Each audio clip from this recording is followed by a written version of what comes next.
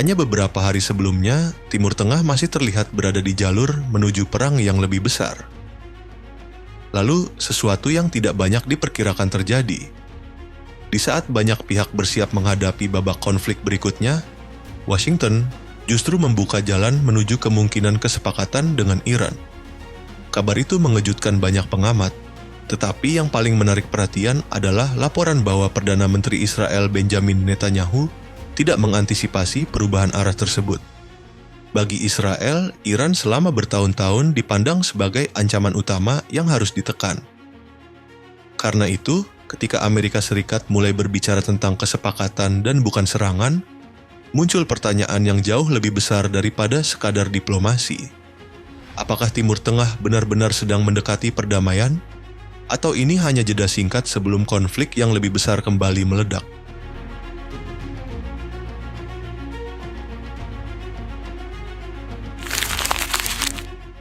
Di tengah spekulasi mengenai kemungkinan kesepakatan baru antara Washington dan Teheran, muncul perkembangan lain yang tidak kalah menarik. Ketika Israel meningkatkan tekanan militernya melalui serangan ke Beirut, respons Amerika Serikat justru terlihat lebih berhati-hati daripada yang diperkirakan banyak pihak. Alih-alih menunjukkan dukungan terbuka, Presiden Donald Trump menegaskan bahwa operasi tersebut tidak dikoordinasikan dengan Washington. Pernyataan itu langsung menarik perhatian karena selama bertahun-tahun kebijakan Amerika dan Israel di Timur Tengah sering dipandang berjalan dalam arah yang sama. Bagi banyak pengamat, pesan yang muncul cukup jelas. Amerika tampaknya tidak ingin terseret lebih jauh ke dalam eskalasi yang berpotensi menggagalkan peluang diplomasi dengan Iran. Bahkan Trump menekankan bahwa keputusan strategis Amerika dibuat di Washington, bukan di Tel Aviv. Sinyal itu menunjukkan adanya jarak yang mulai terlihat antara kedua sekutu tersebut. Pertanyaannya, apakah ini hanya perbedaan taktik sementara atau tanda bahwa kepentingan Amerika dan Israel mulai bergerak ke arah yang berbeda?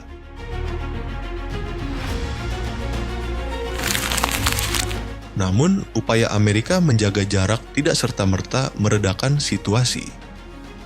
Dari sudut pandang Teheran, serangan Israel ke Dahiyeh telah melewati batas yang tidak bisa dibiarkan begitu saja.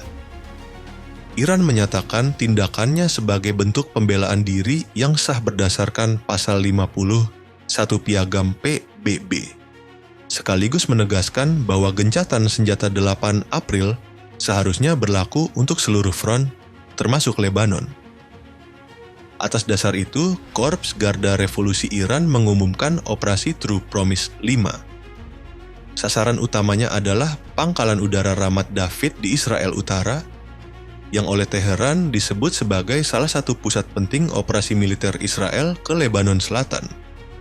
Serangan tersebut dirancang dalam beberapa gelombang. Rudal dilaporkan diluncurkan dari berbagai wilayah Iran, termasuk Kermanshah, Tabriz, Urmia, Isfahan, dan Desful. Pola ini menciptakan tekanan dari berbagai arah sekaligus, memaksa sistem pertahanan Israel bekerja dalam kondisi yang jauh lebih rumit. Dampaknya segera terasa. Alarm serangan udara kembali berbunyi di sejumlah wilayah Israel, sementara laporan mengenai intersepsi dan ledakan bermunculan dari berbagai lokasi. Selain kawasan utara dan dataran tinggi Golan, laporan lain juga menyebut dampak serangan dirasakan hingga Itamar, Beit Shemesh, dan Be'er Sheva, menandai meluasnya area yang terseret ke dalam eskalasi terbaru konflik tersebut.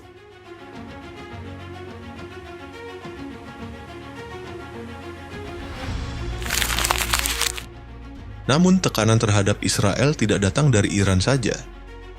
Seiring meningkatnya eskalasi, kelompok-kelompok yang tergabung dalam poros perlawanan mulai bergerak di berbagai front, menciptakan ancaman dari beberapa arah sekaligus. Dari Lebanon, Hizbullah dilaporkan meluncurkan serangan ke wilayah utara Israel. Sejumlah laporan bahkan menggambarkan situasi tersebut sebagai tekanan yang berlangsung bersamaan dengan operasi Iran. Rekaman yang beredar menunjukkan sistem pertahanan udara Israel kembali bekerja keras menghadapi proyektil yang masuk. Meski banyak yang berhasil dicegat, alarm serangan tetap berbunyi di sejumlah wilayah utara, menandakan bahwa ancaman belum sepenuhnya dapat dihilangkan. Di saat yang sama, front selatan kembali hidup. Houthi di Yaman mengumumkan peluncuran rudal menuju Israel, memaksa pertahanan udara Israel kembali siaga. Serangan itu sekaligus memperlihatkan bagaimana jarak tidak lagi menjadi penghalang utama dalam konflik modern. Kelompok yang berada ribuan kilometer dari medan utama kini tetap mampu memberikan tekanan langsung terhadap Israel. Tidak hanya melalui rudal, Houthi juga kembali mengangkat ancaman terhadap lalu lintas maritim di Laut Merah. Jalur ini merupakan salah satu rute perdagangan terpenting dunia yang menghubungkan Asia, Timur Tengah, dan Eropa. Setiap gangguan di kawasan tersebut berpotensi memengaruhi pengiriman energi, logistik, dan rantai pasok global. Sementara itu, Irak juga mulai mendapat perhatian. Kelompok-kelompok yang berafiliasi dengan perlawanan Islam Irak dan PEMF terus menunjukkan dukungan terhadap poros regional yang dipimpin Iran. Ditambah laporan mengenai jatuhnya drone MQ-9 Reaper di wilayah Karbala, muncul kekhawatiran bahwa Irak dapat berkembang menjadi front baru jika konflik terus meluas. Dengan Lebanon, Yaman, Irak, dan Iran bergerak dalam waktu yang hampir bersamaan, Israel kini menghadapi tantangan yang jauh lebih kompleks dibanding sekadar satu medan perang. Tekanan datang dari berbagai arah dengan pola yang semakin terkoordinasi dan sulit diprediksi.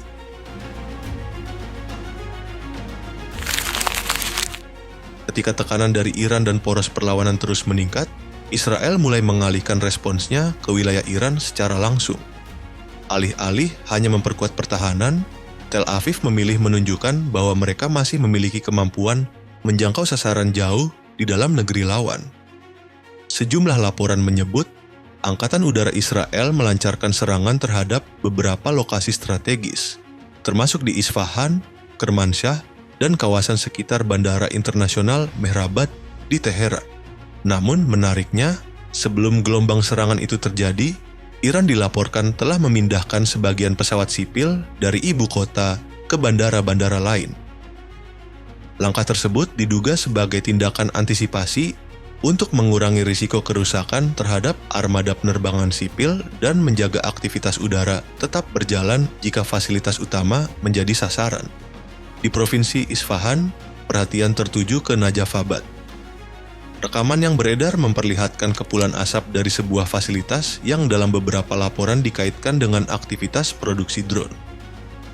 Meski demikian, besarnya kerusakan dan dampak terhadap kemampuan produksi Iran masih belum dapat dipastikan secara independen. Serangan juga dilaporkan menyentuh Bandar Emasyar di Provinsi Khuzestan. Kawasan ini memiliki arti penting karena berada di dekat salah satu pusat industri energi dan petrokimia Iran. Karena itu, setiap gangguan di wilayah tersebut langsung memicu perhatian ekonomi sekaligus militer. Sejumlah analis juga menduga Israel menggunakan kombinasi beberapa metode serangan sekaligus, mulai dari operasi udara jarak jauh hingga rudal jelajah.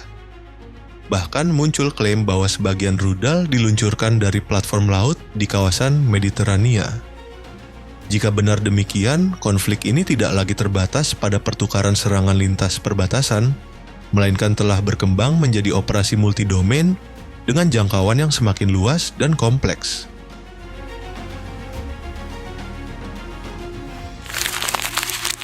Meski pusat konflik berada di Timur Tengah, dampaknya langsung terasa jauh melampaui medan perang. Ketika rudal Iran dan Israel saling meluncur melintasi langit kawasan, pasar keuangan dunia segera merespons. Bagi investor, yang paling menakutkan bukan hanya perang itu sendiri, melainkan ketidakpastian tentang apa yang akan terjadi berikutnya.